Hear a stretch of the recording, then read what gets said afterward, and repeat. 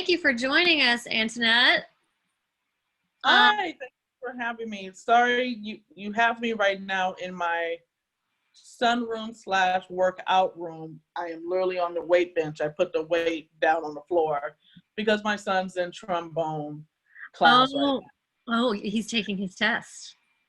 He is taking the test, and it just apparently never ends. That test, it's just continuing on. I mean, listen, there's a lot of moving parts with the trombone. Like, it feels like maybe it's something that, like, you know, you gotta do the scales. I don't know. I'm not a musician. Yeah, well, so I'm sorry for being outside, but this is what I could do with the sound effects that was happening in my house. Great. You have this like backlit glow. You're emanating like this energy. I love it. Perfect. So I'm gonna do a brief introduction for those that are logged in that are not familiar with your work. I'm essentially just reading your bio from your website, and I'm going to try my best not to butcher it, because you have done so many things that you have succeeded in things that I've never even heard of. So I'm gonna just read over that real quick just to get everybody centered as to what your background is and what you're doing. And then we'll open it up to discussion and questions. All right, so today we have Antionette D. Carroll. She is the president and CEO of Creative Reaction Lab, a nonprofit educating, training, and challenging Black and Latinx youth to become leaders, designing healthy and racially equitable communities. Within this capacity, Antionette has pioneered a new award-winning form of creative problem solving called equity-centered community design. Named a Fast Company World-Changing Idea, a finalist in General Excellence in Urban Design. Since launching in March 2018, thousands have downloaded and or purchased the supplemental equity-centered community design field guide. It can be found at creativereactionlab.com/ECCD field guide. Through this capacity, Antionette has received several recognitions, including being named a GD USA Person to Watch, Echoing Green Global Fellow, TED Fellow, Essence Magazine's Woke 100, Next City Vanguard, Camelback Ventures Fellow, and St. Louis Visionary Awards Community Impact Honoree. Throughout her career, Antionette has worked for nonprofits working for social justice, human rights, diversity, equity, and inclusion as a communications specialist. Prior to Creative Reaction Lab, Antionette was the head of communications for Diversity Awareness Partnership, a St. Louis-based nonprofit that works to increase awareness, facilitate engagement, and provide education about diversity and inclusion. Within this role, she led the nonprofit's graphic design, advertising, fundraising, and communication efforts. Two of her major projects included co-designing with the head of education and training, diversity awareness partnerships, professional development seminar series around diversity and inclusion topics for DEI and HR professionals, and number two, designing and launching the citywide Listen, Talk, Learn public awareness campaign in response to the unrest in Ferguson. With the organizational staff, she also co-created the community-wide Listen, Talk, Learn training program. This experience, amongst others, led to her current work as a social entrepreneur, nonprofit leader, and design activist. In 2014, Antionette was named the founding chair of the Diversity and Inclusion Task Force of the AIGA, which all of our graphic designers are familiar with, the Professional Association of Design. Notably, within her role, she, number one, grew the task force to 22 members representing 12 states, pitched and created the full-time in-house diversity and inclusion residency, and three, conducted the first staff diversity training in AIGA's 102-year history. And she also restarted the Design Journeys archive, highlighting prominent designers of color throughout design history, and co-planned and presented at the Diversity and Inclusion Mini Summit, training over 250 chapter leaders on the role of diversity and inclusion within design. Additionally, within her encouragement, AIGA created the first Racial Justice by Design program, with Antionette co-organizing and assuming the role of online producer for the National Town Hall in 2016. She's currently an AIGA National Board Director and Chair Emerita of the Task Force working on long-term strategic initiatives such as the Design Census Program with Google, the National Design for Inclusivity Summit with Microsoft. She's the co-founder of the Design Plus Diversity Conference and Fellowship. Antionette also sits on several awards and programming communities for local and national nonprofits, including the steering committee for Adobe's World Interaction Design Day, SAPI Ideas That Matter, Fast Company's World Changing Ideas, Great Rivers Greenway Chateau Greenway Design Competition, City of St. Louis Resiliency Office, supported by the Rockefeller Foundation, and formerly the founding anti-bias/anti-racist committee for City Garden Montessori School. Antionette is also an international speaker and facilitator, previously speaking at TED, School of Visual Arts, Facebook, Capital One, Harvard, Stanford University, Microsoft, NASA, TEDx, Herndon and TEDx Gateway Arch, AIGA National Conference, The Ohio State University, and more. Everyone, please give a wonderful welcome to Antionette Carroll. I did it. I was like reading over that. I was like, man, I'm going to butcher some of those. Welcome. Welcome. So I thought a perfect place to start would be for those that are unfamiliar with the Creative Reaction Lab, just sort of speaking a little bit about what the main mission for that organization is and sort of how it got started. Yeah. Thank you for having me. And I will be honest, it's been a long time since I've heard that full bio, and I'm like, sheesh. You've done so much though, like. Yeah, it's interesting, like hearing it back. It's like, oh yeah, I guess I did do all that stuff. And honestly, I forgot because I'm a workaholic. And so when it comes to Creative Reaction Lab, I founded it in 2014 in response to the uprising in Ferguson. My family and I had actually just moved out of Ferguson 6 months prior. I am a St. Louis native. I've been in a variety of neighborhoods. I usually tell people I'm from the Normandy, Riverview Gardens, and Kinloch areas, which are some of the most historically underinvested communities in the St. Louis region. I am a proud product of those neighborhoods because too many times we talk about them through a negative lens and don't recognize the community members that still live there and the ones that maybe are no longer in those municipalities but came from those spaces and are doing great things for our community as well as for the nation.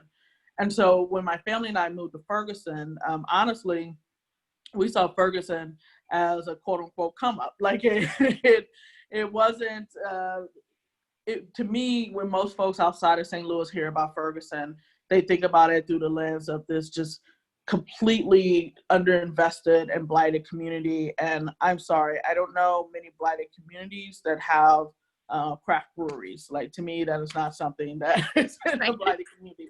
And where Ferguson was a representation of something that's very prevalent in St. Louis's history and is now, which is the major stark with segregation that we have in the region. And so, you know, it was a representation of the segregation around economics, segregation around race, and the community that were underinvested got tired and decided to push back, especially after the murder of Michael Brown Jr. Mm-hmm. He was not the only one that has been killed. Actually, a lot of Ferguson, prominent Ferguson activists that were on the ground have mysteriously all died. I think the last number I saw was like 5 or 6 since then.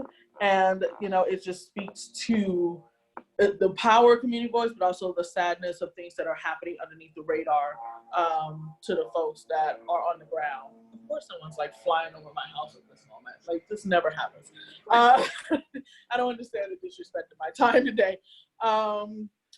And, you know, I also at the time was working at a diverse inclusion organization and saw this continual segregation, even in the approaches of addressing what was happening around St. Louis's racial divide. Government officials were talking to government officials, business leaders were talking to business leaders, diversity and inclusion specialists were talking to diversity and inclusion specialists.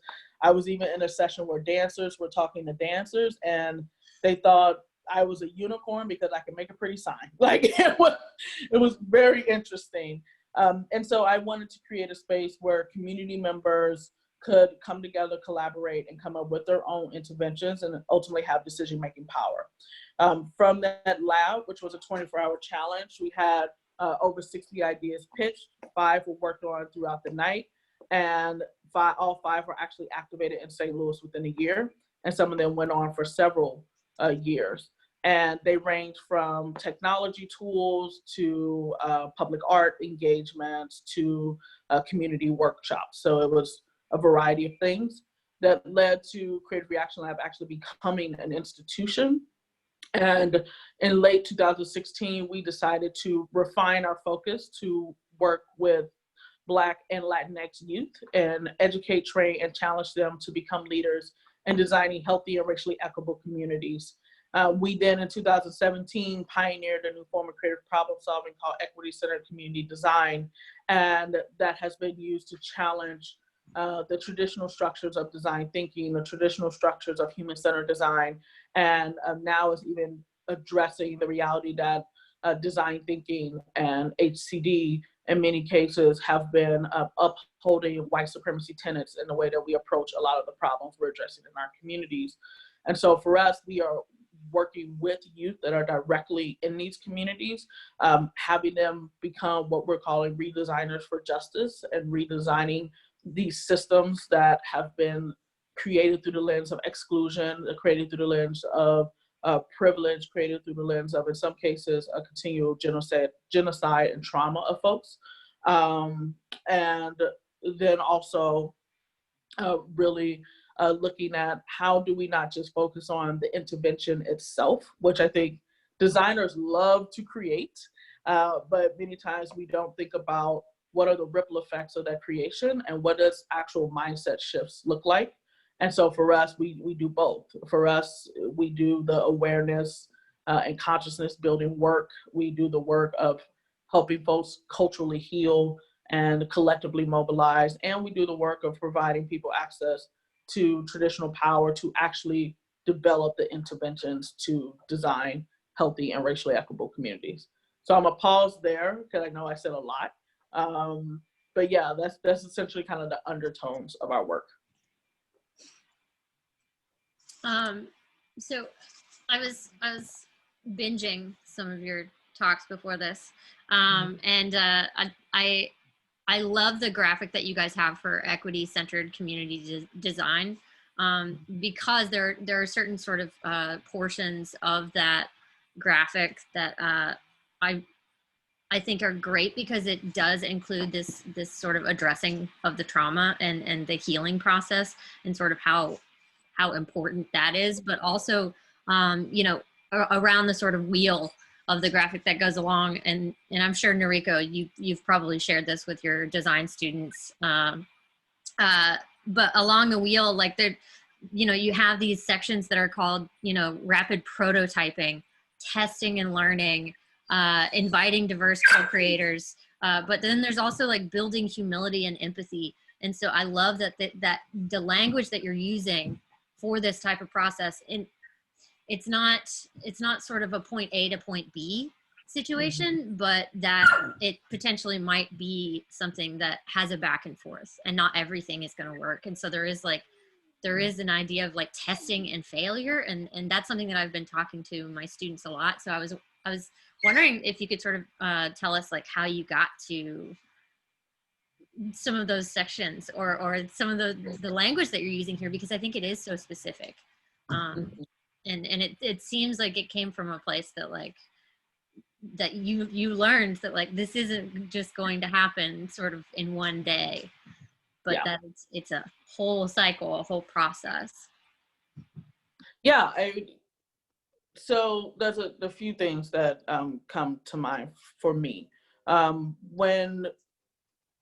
When I first started learning about design thinking or human-centered design, it was a little shocking for me, I guess is how I would put it, because I actually practiced and studied graphic design in school, ultimately worked in advertising marketing for almost 10 years.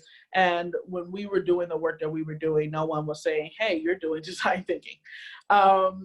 It was just that's how you went about problem solving. I also did work in biology, and particularly the scientific methodology, and saw a lot of synergy between the two practices. And also, namely, my work was in social justice. And so I've always sat in this intersection of these worlds, and in many cases saw positives around each one, and also gaps around each one, and saw an opportunity to really merge the practice of equity, diversity, and inclusion and the practice of design, and bringing them together, because honestly, they intersect and interact every day. We just never really put them together that way. And when we came up with Equity Centered Community Design, it wasn't just me. It actually was in partnership with some students, and we co-created that process together. And a lot of it actually did come from them, to be very frank, interviewing me around, like, how have you seen certain things working in the community? What process have you used in your framework? And, you know, for me, I recognize that community members, and to be frank, we are all community members. It's not as if they're over there and we're over here. I honestly hate when that is presented that way. Community members, us all, have what we like to call living expertise. We have a living knowledge that we're bringing into the space every single day. My trauma doesn't go away because I decided to prototype a product. Like, that's not how that works. And yet we tend to pretend as if we are designing in a frame, like a cartoon strip. Like, we don't pay attention to, in many cases, the context, the systems that impact our decision making, even in an invisible way. And so equity centered community design is one, looking at some things that are a part of the process, but we don't actively talk about, which is developing the team. And when we talk about inviting diverse co-creators, we need to look at the fact that many, like the traditional design industry, is very homogenous. It is not something that centers a variety of living expertise as it relates to race, as it relates to ability status, as it relates to gender identity spectrum. Many cases we tend to center cisgender white individuals in the work that is being done, and that is not the world. Just to be very frank, the world is white cisgender folks. The world is cisgender Black folks, cisgender Korean folks, also trans individuals. There's also genderqueer individuals. There's people with different ability status, whether neurodiverse or different physical abilities. And many times we are designing through the centered narrative that we've been taught, and not really designing for the inclusivity of a lot of folks. And so when coming up with our process, we have to think about, what do we mean by diverse co-creators? When we talk about actually addressing a problem, you know, even whether you're developing evaluation metrics and you're testing or you're researching in a community, how do we recognize the role of history? How do we recognize that we need to heal alongside of creating? And in some cases, creation is a form of healing in itself for some people, because they've never been given that platform to do it. How do we acknowledge that power dynamics and power differentials show up in every space? You know, I used to be an adjunct instructor, and at the end of the day, I have more power than the students I was engaging in. You know, when you have individuals that are extroverted, they tend to speak more than folks that are introverted, or individuals that are ambiverts. And we need to understand the power dynamics there. I'm a mom. I have power over my children. You know, I tell my husband I have power over him. I don't know if he listens that much, but you know, but there's, no matter what room you're in, there's always power dynamics that's showing up. And to ignore that and to not acknowledge that when you're actually going through any creation of anything, I think is part of the problem. And so we were intentional in including all of those things in our process, which to me were, I wouldn't say common sense, I would say it's things that we should be actively doing anyway. In some cases, some folks are already doing that, like community organizers. And then in some ways, some folks are not, because they never had to. And many times we see what's proximate to us. And if I've only seen a certain narrative in my life, I'm going to think that this is how the world is. And that is just not the case or the truth. And so we try to integrate that all within our process.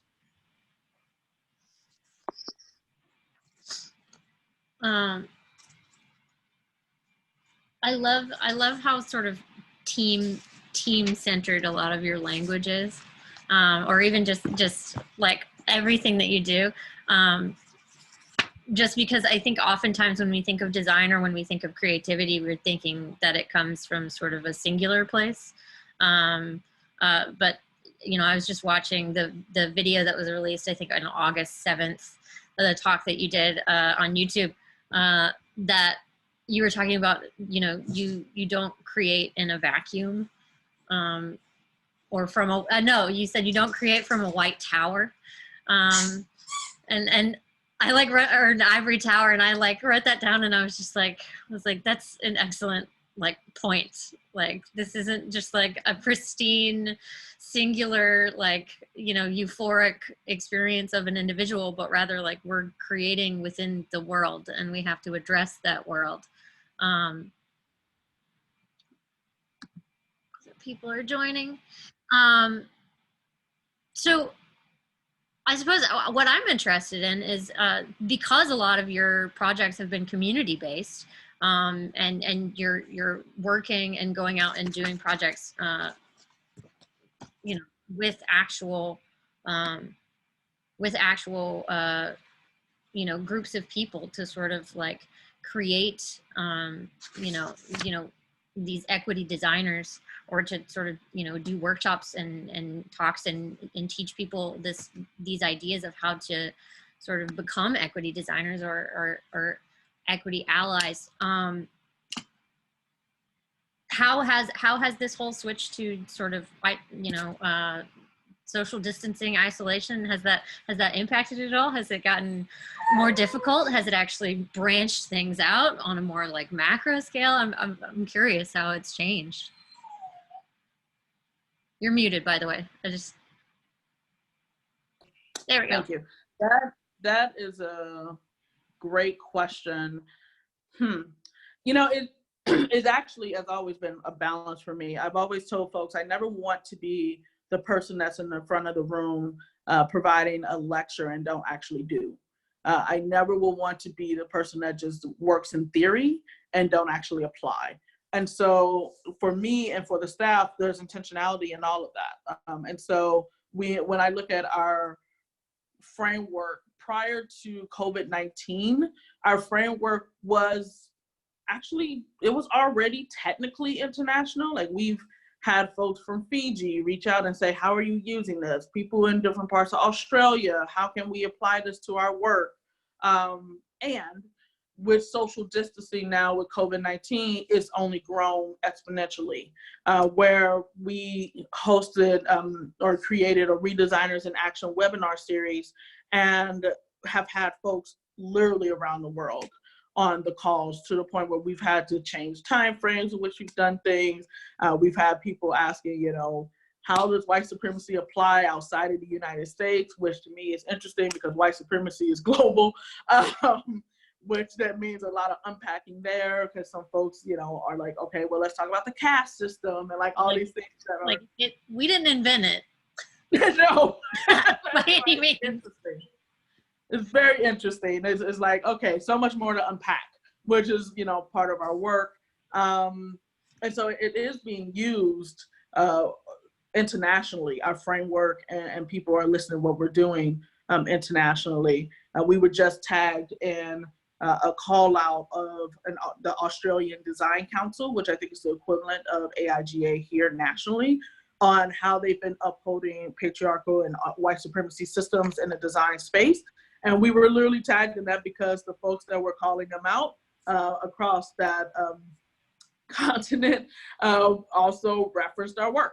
And so it is something that's literally being used everywhere. And in our community design apprenticeship program in particular, we actually still are on the ground, because especially when we think about historically underinvested community members, particularly of color, they don't have the privilege to just sit behind a computer. which again, when you mention like the ivory tower, our computers are ivory towers, and it is very much a privilege. There are some folks that do not have computers. There are many folks that don't have internet, and schools are starting to see this with them having to produce hotspots and provide laptops or iPads to their students. My sister's son, literally, they gave him sheets of paper. Like they had, like, because there's a large technical divide, which I don't remember her name right now, but she worked at Brookings Institute, a worker there or a director there that talked about digital redlining and how that was a problem. And so for the work we're trying to do, there's not a luxury of just sitting behind a computer. And so our apprenticeship program has still been on the ground. And it's been meeting community members where they are, whether it's on bus stop, whether it's on the Metrolink station, whether it's at grocery stores, because the topic they're addressing right now is limited healthy food access, and particularly food apartheid in the Normandy and Wellston area. They can't just say we're going to address their problem and not actually go to the stores, or we're going to co-create with the community and not actually engage with the community. And so for us, it's always been a balance of breadth and depth. And my team laugh at me because I'm notorious for saying, I'm very excited that you love our process, but you're not our mission. And it's not me being, let's see, students are on the call, let me be nice. That's not me being a butt, okay? It's me being very focused on the fact that particularly in actually, I wouldn't even say design, but in all spaces, there tend to be this shift most of the time to focus on only the needs of the privileged. And a lot of these folks have academic privilege. They have professional pedigree privilege. They may also have privilege that relates to race or ability status. And you're not our mission. At the end of the day, our mission are Black, Latinx, and in some programs, Indigenous youth, and supporting them in their journeys and shifting power to them.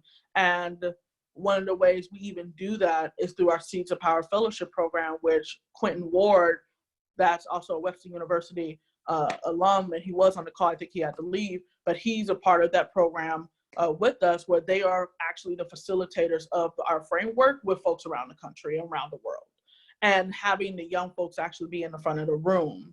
And that is our mission, that is our purpose. Our framework is something we developed for ourselves, and we just open sourced it, and now everyone wants it. But at the end of the day, getting people to buy into our framework is not our actual mission. It's working with the youth and shifting their power is our actual mission. And that's something I'm very particular about. So since we do have a lot of educators and students on the call, I'm curious as to what you and your experience have seen are the barriers to entry to get more people of color and from the Latinx community to get into design or to get into the visual arts field. Even if it's, not visual or object making, but this more community centric idea of equitable design. Like, what are the barriers to entry? How do we break those down? How do we make that better? Like, I think it starts with dialogue and these conversations, and we have you here, so I'd like to hear you speak on it. Yeah, I mean, if we're talking about just access to the field, one of the biggest one is honestly the cost, and the design field is extremely expensive, to be frank, extremely expensive. Even the art field, my son right now, my sons are 7th grade, I have twin sons, and one of them, as I was stating, was practicing his trombone. The other one actually is in art, and he wants to be an artist or a designer. And for us to get, and some of you maybe have visited Art Mark, but for us to get the materials that he needed, that cost us like $90 for some Prismacolors and some stuff like that, which, it's one of those where, we're in a privileged position now because I grew up honestly in poverty. My goal in life was to make $19,000 a year. And so growing up, I wouldn't have had that privilege, but we're now in that privileged position now where I can afford that for my son. But there's so many families that can't. I still remember my first graphic design class, in which my teacher said to me, I can't give you the definition of design, but I can tell you that the Mac is the Bible. And was fascinating to me, hence why I'm so big on language, and I actually pretty much define every term that I use now. And I'm like, how can you not define the industry that you're telling me I should be joining? But yet you can tell me that I should have Adobe Creative Suite, which it wasn't Creative Suite at the time. You had the software disk that you spent $500 on one pop, you know, or the Mac. And of course, me being young and impressionable, I ran to the school bookstore where they charge even more, by the way, for those materials, and bought it. And don't get me wrong, I'm still using Mac now and even on the iPhone, so obviously it's stuck, but it's expensive. And I don't even want to think about how much that Mac actually really cost me when you look at student loans. Like, I actually don't even want to take that into consideration. And so we have to acknowledge that there's a barrier of finances when it comes to this industry. And the Design Plus Diversity Fellowship Program, which has now been renamed to Access and Design Fellowship Program, one of the things we intentionally did was partner with institutions to try to provide the fellows access to tools they wouldn't be able to afford. So we partnered with Microsoft, where every fellow receives a laptop. We partnered with Adobe, where every fellows receive access to the software. We partnered with Move, so we can give them gift cards to print some of their things. So, you know, thinking about that piece, there's another component as well, which is honestly, design isn't known as a field. I mean, it's a very, very new field by name. I want to say by name, because it's always been here. I think design is honestly the invisible disruptor of this world before disruption became a word. Like when they were creating that tire back in the cave days out of some freaking stone, they were designing a product, okay? So design has always been here, just the industry technically, but the name of it has never been consistent. We went through commercial arts, we went through like so many different names, and so no one really knows what it is. And while design is everywhere, you know when design is good because you never know it's there. It's like you use it, right? And that's a good thing. And on the bad side of it, when it comes to recruiting of industry, that means you've had to be in a privileged position to even learn about the industry itself. And most, at least I'll speak for when I was growing up, while we always partook in the arts, we used to have living room art hours, and I was the DIY kid. Like, I love the DIY kits. There was never a correlation between my interest and a field. It was always, this is a hobby, because that's what you're told. And anything creative had to do with the starving artist narrative. And so there's a lot of unpacking that we need to do around the awareness of the actual, honestly, just viability of being in this field. And we need to also look at the institutions that's in this field and how many of them are upholding barriers of access when it comes to actually applying. Like, why do I need a bachelor's degree? Honestly, someone can learn graphic design themselves, especially with YouTube, Skillshare, all these things. You say, I don't need a bachelor's degree for that. But yet we ask for that and 20 years of experience for an entry-level graphic design role.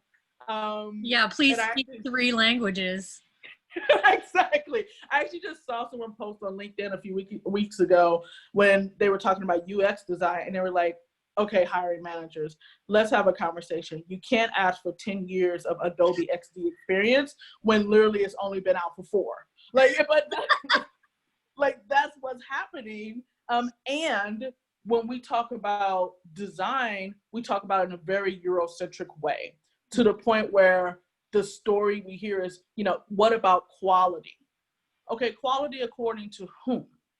Because to me, design is not just around how it looks, but how it functions and how it shifts people's lives.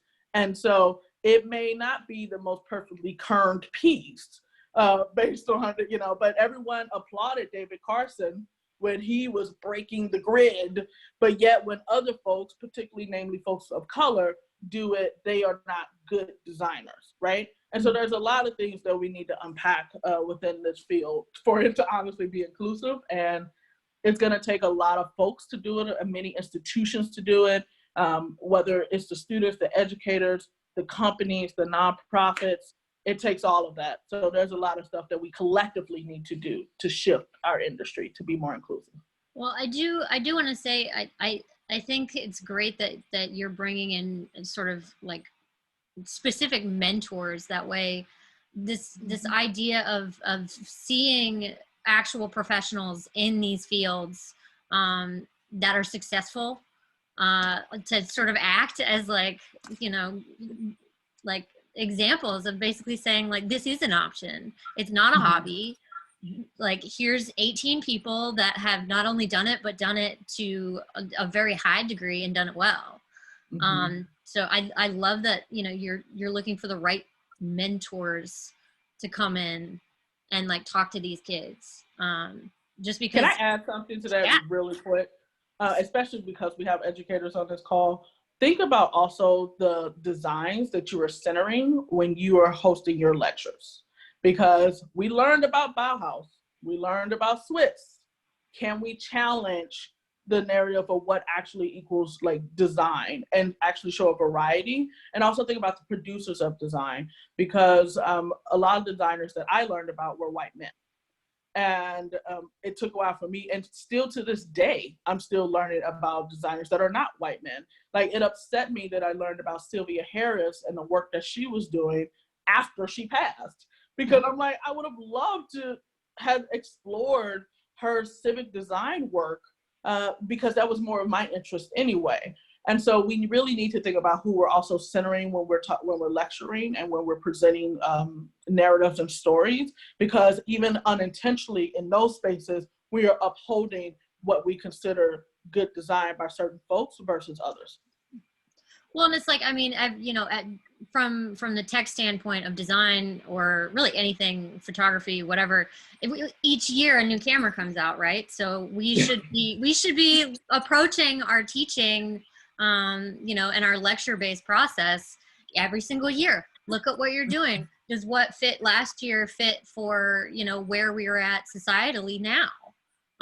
You know, and being able to recognize those sort of like faults and saying like, okay, oh, there are way too many white people in last year's lecture. Like, let me dig a little bit deeper and try to actually show, like you said, the full level of the human, the full level of humanity.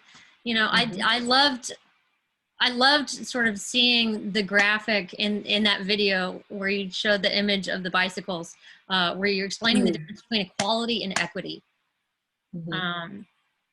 You know, like equality is I didn't write it down. Oh yeah, no, equal is equal access versus equal outcomes. Yes. I love that idea that like one size does not fit all. But rather we can all wear clothes, right? Yeah. Like we can all provide clothing for ourselves, but that does not mean that what fits for me fits for you. And sort of our job as educators is sort of providing, you know, the full spectrum of everything. And I think a lot of us struggle with that. I know I struggle with that, and I'm constantly trying to do better. But you know, I think complacency, honestly, is a big problem. So I don't know. I love talking to people like yourself, because you point out my complacency and make me sort of like stare at it in the face, and that's what I mean. I've talked to people around the country a lot, and some folks around the world, but particularly I remember talking to some students that were going to RISD, and one of the struggles that they were having, and this is the struggle I've actually heard in a variety of school settings, is that the youth, the young designers that were presenting, for instance, their thesis project, and it was around their culture or identity, they were always told that wasn't design. And they ultimately were told they need to shift their projects. and that created so much harm for them, and also showed that who I am is not being included in this space. And so even when we talk about around our equity-centered community design process of building humility to actually become empathetic, is looking at the reality that our identities are centered whether we want to talk about it or not. Like when I show up in a space, I'm showing up as a Black woman. And in some cases it's viewed positively, in some cases it's viewed negatively. I've had to deal with the stereotypes of the angry Black woman. And yet that hasn't stopped me from being overly vocal, because you know what, you're not going to silence me. And so it's one of those where my identities are showing up in the space, but just like my identities are showing up in the space, my feelings, my values, my biases, my unseen areas, my privileges, my power is also showing up within this space. And for us, in many cases, to ask folks to conform or code switch for our own comfort, that is a problem.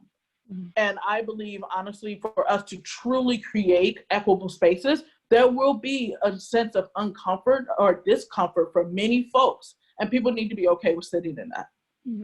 That is part of the humility building. If you're not okay with sitting in that, because I've even had folks say, I'm tired, like when we talk about engaging with the LGBTQIA plus community. I've heard folks say, that's too many letters. Well, guess what? It's not for you to say.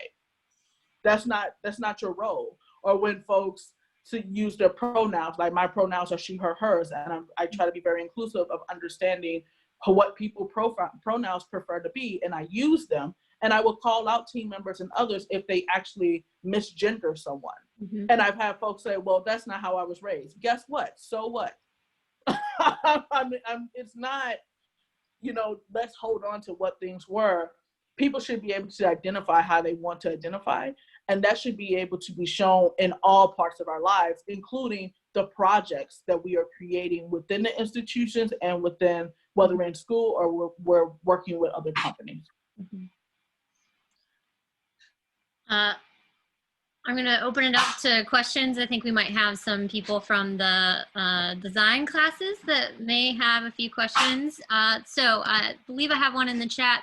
When you're working with groups that have invited you in as a part of a workshop, what is your process with working with them? So I guess just asking the specifics of like what you do.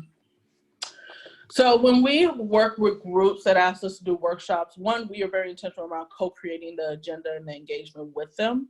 I've been told that I'm very direct / blunt, and I will let folks know when we have the call with them, if what they're saying or what their intentions are for a workshop could be harmful and problematic. I honestly believe in the privileges that I now have. It would be irresponsible for me to allow certain narratives to continue without actually holding them accountable. Like we talk about always striving for safe spaces, but for spaces to be safe, we also need spaces to be accountable.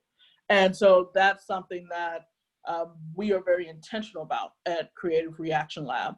We've even talked about internally, because we've had speakers come in without vetting them, and they maybe have said problematic language, and language is really big for us, like really.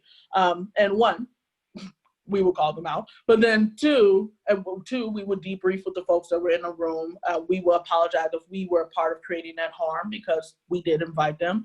And we've also talked about maybe we need to actually do a vetting / training support of when you're coming into spaces, how think about how your language can be inclusive, and also think about how you could create harm, because a lot of times many of us have not been checked on that when we're asked to speak.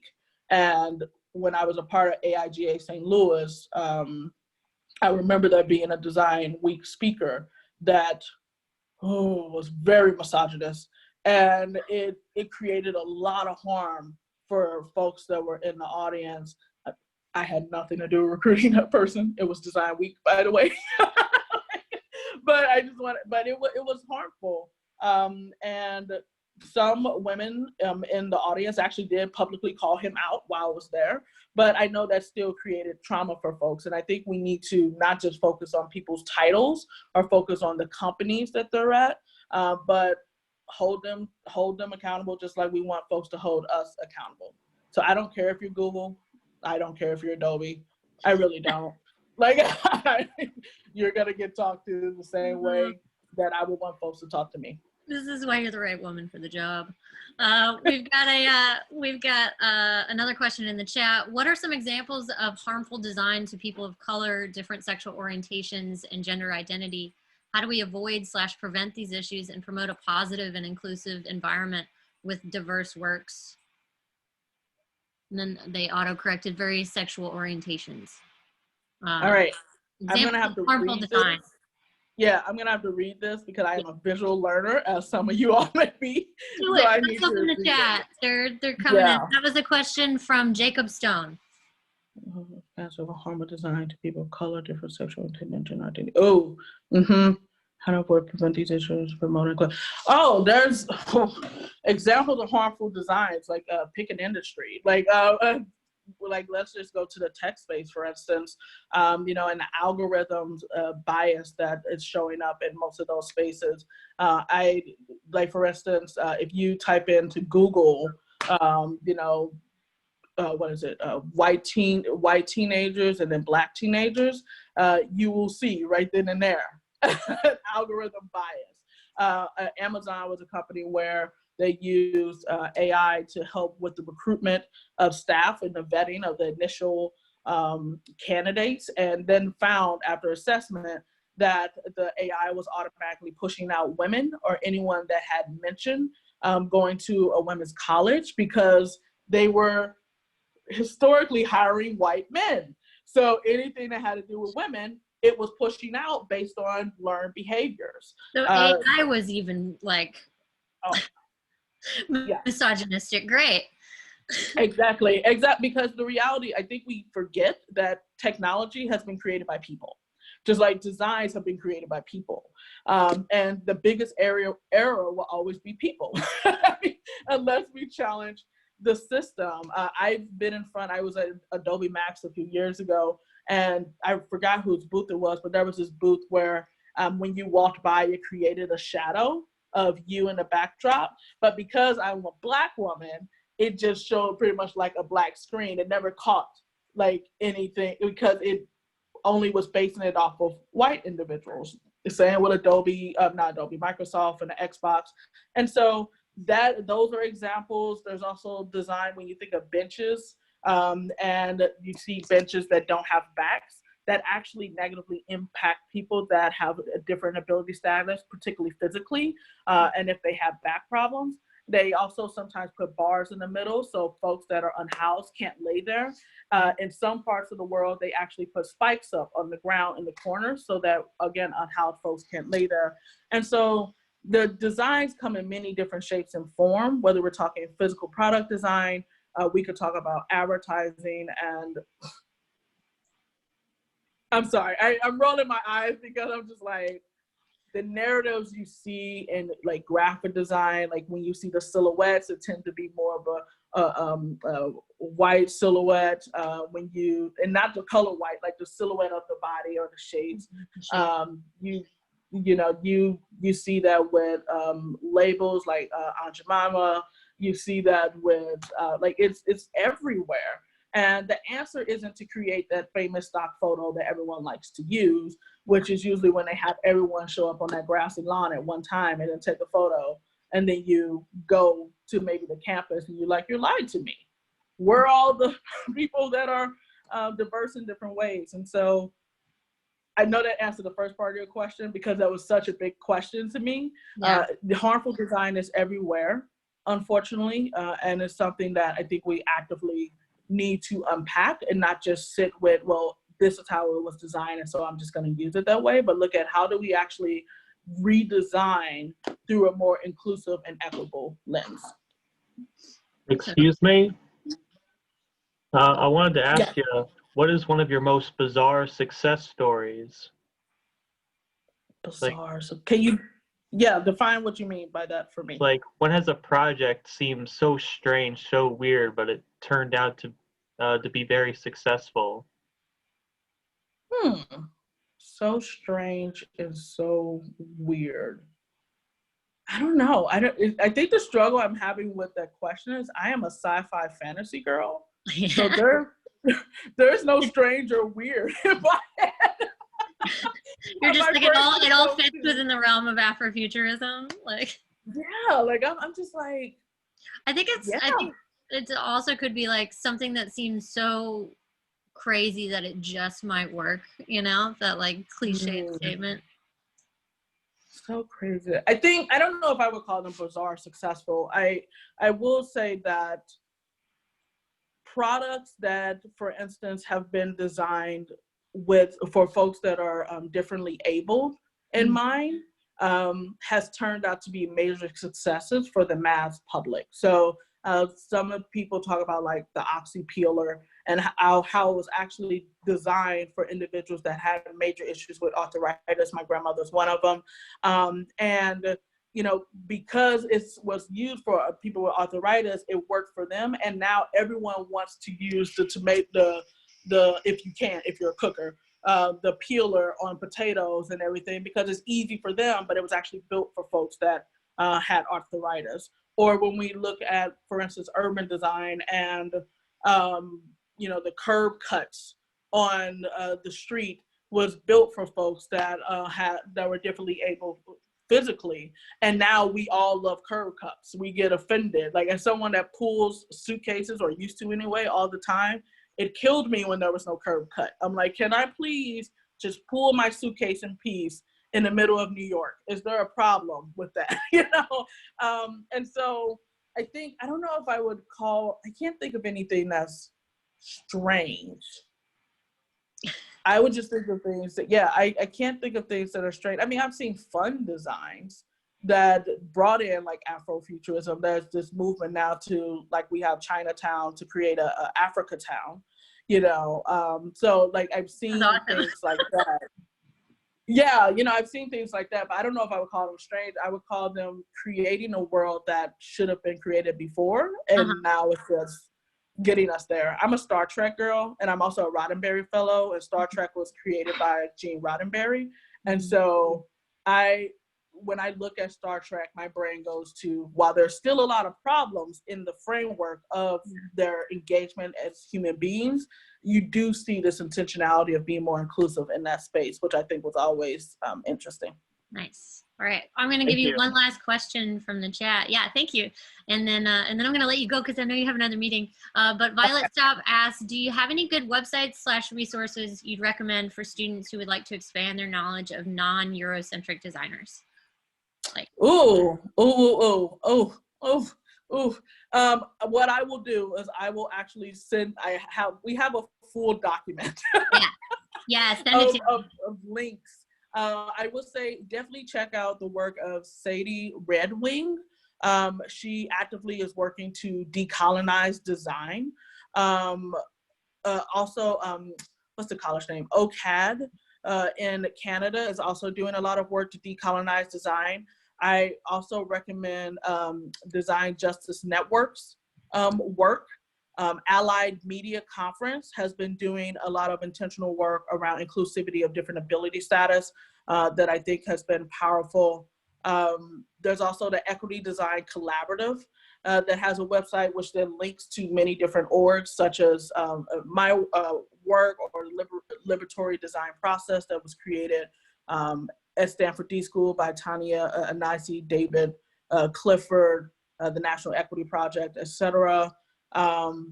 There's a lot of different groups that come to mind that are actively dismantling a lot of the kind of traditional things that we're seeing in the industry. And so those are the ones that come top of mind for me, but I will see if I can find our document where we literally just, Awesome. Yeah, that would be great if you could share that with either me or Noriko or both. All right, well, you told me to kick you off when it was time because you got other stuff to do. I just want to say thank you again for coming and speaking with us. It's really just, I really love the format of this. I think it's just so nice to be able to like talk about what you're doing and hear how it's evolving and changing, and I don't know, just starting to break down, like you said, some of those mindsets that need to change. No, I appreciate it. And one last thing I want to say to the students that's on the call, and even a little bit to the educators, when you work on your project or your thesis project, one, try to find a way to really reflect on your identity and how that's showing up in the project. And even I encourage you to work on a project that brings you passion. Because I can tell you now, as someone that's viewed a lot of portfolios, one, I can usually tell what school folks are coming from. It's in St. Louis. You all tend to stick with the same projects, so maybe shake it up a little bit. But then two, my biggest pet peeve when I've seen thesis projects is when I've seen folks say, I just did this project just because I wanted to create an app, but it was never personal to them. And one of the struggles I think I see in St. Louis design education is that there's no call to actually bring those projects to life. Again, when mentioning that ivory tower piece, do not just create just to create, really create to see make sure it's community centered, but also how do I bring this to life? And if you're just creating something just to put in your portfolio, then why are you doing it? Because a lot of folks that are in the field are creating to improve something and bringing it to life. So I encourage you all to think the same way. I'm so glad that you said that, because my reading for my reading discussion group is about authenticity today. So we're going to talk about our creative DNA and authenticity at 2 o'clock. All right. Antionette, it was so good to meet you and talk to you, and I hope you have a great rest of the day. And I hope your son did really good on his trombone exam. I don't know. There were questionable moments, but I hope so. I hope the level he's at is 7th grade. Yeah, he'll get Bye. there. Bye. All right, everyone. Thank you. We'll see you later.